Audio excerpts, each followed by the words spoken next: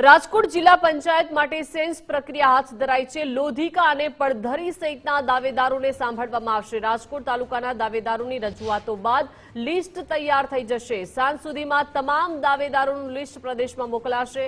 પંચાયતની ચૂંટણીને લઈને રાજકીય ગરમાવો તેજ બન્યો છે। વધુ માહિતી સાથે સંવાદદાતા રહીમ લાઈવ જોડાઈ ગયા છે। રહીમ, રાજકોટ જિલ્લા પંચાયત मनपा सेन्स प्रक्रिया हवे हाथ धराई छे, ज्यां लोधिका अने પડધરી सहितना दावेदारोने सांभळवामां आवशे। एटले के हवे सेन्स प्रक्रिया पूर्ण थई गई छे। हवे कोने टिकिट मळशे तेना पर सौ कोईनी नजर छे। रहीम,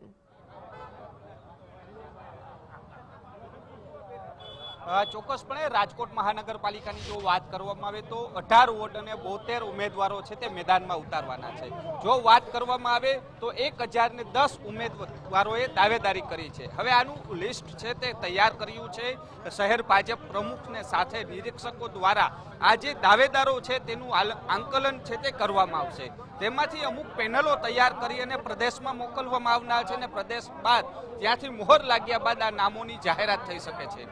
જો કે કોંગ્રેસે કહ્યું છે કે 5 તારીખની આસપાસ કોંગ્રેસ લિસ્ટ જાહેર કરશે, તો પછી ભાજપ છે તેવી શક્યતાઓ છે કે 8 થી 10 તારીખની વચ્ચે આ લિસ્ટો જાહેર કરે તેવી શક્યતાઓ સેવાઈ રહી છે। બીજી બાજુ જો વાત કરીએ રાજકોટ જિલ્લા પંચાયતની, તો રાજકોટ જિલ્લા પંચાયતની છેલ્લી ઘડીની જે સેન્સ પ્રક્રિયા છે તે ચાલુ છે। આજે 3 તાલુકા જે બાકી રહી ગયા હતા તેની સેન્સ પ્રક્રિયા છે તે જોવા મળી છે। હું સીધા દ્રશ્યો બતાવીશ કે દાવેદારો છે તેમની લાઈનો છે એટલે કે કતારો છે તે જોવા મળી રહી છે। આ દ્રશ્યો જોઈ રહ્યા છો, મહિલા ઉમેદવારો છે તેમની પણ કતારો છે તે અહીં જોવા મળી રહી છે।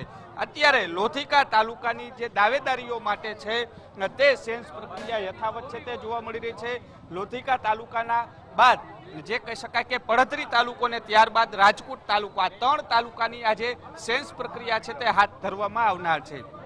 અને જે સેન્સ પ્રક્રિયા જે દ્રશ્યો જોઈ રહ્યા છો, અલગ અલગ તાલુકાઓમાંથી લોકો આવી રહ્યા છે સેન્સ આપવા માટે થઈ। જ્યારે આજનું આ સેન્સ પ્રક્રિયા પૂર્ણ થઈ ગયા બાદ તમામ લોકોનું આખરી લિસ્ટ છે તે તૈયાર કરવામાં આવશે। જિલ્લા પ્રમુખ સાથે બેસીને દાવેદારો છે તેમની આંકલન કરી અને તેમનું પણ એક આખરી લિસ્ટ તૈયાર કરી અને પ્રદેશ કાર્યાલયે મોકલવામાં આવશે। એટલે કહી શકાય કે જે રીતના દાવેદારો છે તે અહીં આવી રહ્યા છે। તમે દાવેદારી કરવા માટે આવ્યા છો? અમે નથી હું કોના ટેકામાં આવ્યા છો?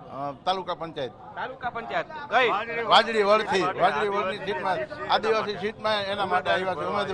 ઉમેદવારી કોને ઉમેદવારી માટે આવ્યા છો? તમે બોલવાના નહીં, નીનામાં કરીને છે અમારા ઉમેદવાર, એના માટે આદિવાસીની સીટ છે એમના માટે આવ્યા છે તાલુકા પંચાયતની। તાલુકા પંચાયતને તમામ સીટ માટે થઈ અને અલગ અલગ સીટોની જે સેન્સ પ્રક્રિયા છે તે હાથ ધરવામાં આવી છે। એટલે કહી શકાય કે જે રીતના દ્રશ્યો જોઈ રહ્યા છો કે તમામ લોકો જે છે અત્યારે ફોર્મ ભરી રહ્યા છે અને ત્યારબાદ તેમનું જે લિસ્ટ છે તે દાવેદારી છે તે ઉપર સેન્સ માટે જે આવ્યા છે નેતાઓ ત્યાં સોંપવામાં આવશે।